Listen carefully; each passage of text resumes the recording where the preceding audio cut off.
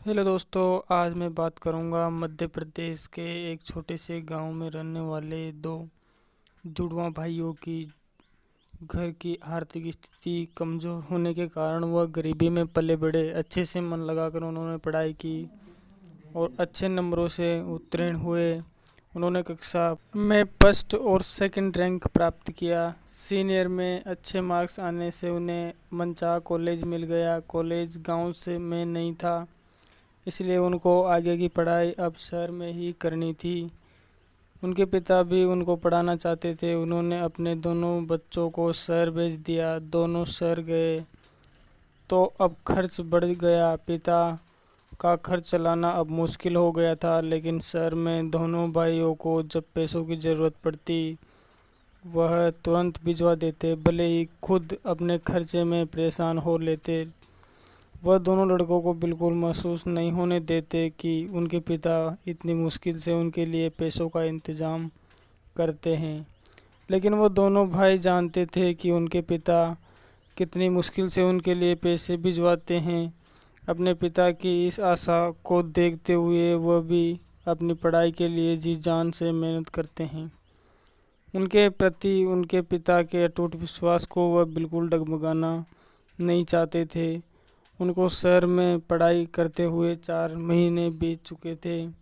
उन दोनों का यही रूटीन था। वो रोज़ कॉलेज जाते, कोचिंग भी ज्वाइन कर रखा था। वो उन्होंने वहाँ भी जाते और फ्री होकर अपने रूम पर पहुँच जाते। ना तो वो दोनों किसी से फ्रेंडशिप करते और न ही इधर उधर टहलते। बस दिन रात सिर्फ पढ़ना ही पढ़ना। किताबों के मान लो कीड़े हो चुके थे वो दोनों। एक दिन उन दोनों के मन में विचार आता है कि कहीं घूमने चलते हैं।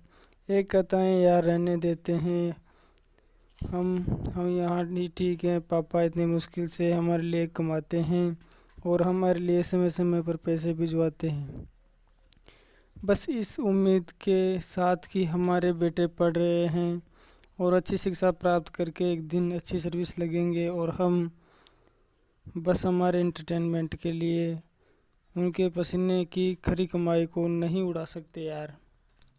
फिर दूसरा कहता है अरे हम उनके पैसों को उड़ाने की बात नहीं कर रहे, हम कहीं पैदल ही घूम कर आएंगे और पैसे बर्बाद होने जैसा कोई काम नहीं करेंगे। दूसरा कहता है अरे यार अभी टाइम क्या हो रहा है पता है तुझे, रात के 11 बज रहे हैं, अभी कहाँ घूमना।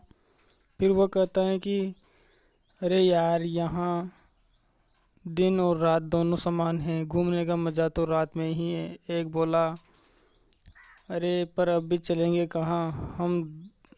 दूसरा बोला अनिल पार्क चलते हैं ना, अब इससे अच्छी जगह कहाँ हो सकती है यार मुफ्त में घूमने के लिए। दूसरा हामी भर लेता है और हाँ यार चलते हैं, मेरा भी दिमाग अब दिन रात पढ़ाई करने से बोर होने लगा है, चल आज थोड़ा घूम ही आते हैं। दोनों अपने रूम से रवाना हो गए। 2 किलोमीटर पैदल का चलकर सफ़र करके वह वहाँ पहुँचे। अनिल पार्क बिल्कुल खाली था क्योंकि वह ज़्यादा बड़ा नहीं था और फ्री में लोग घूमने आते थे, इसलिए इतनी चल पल नहीं थी जितनी टिकट लेके घूमने वाले पार्कों में होती हैं।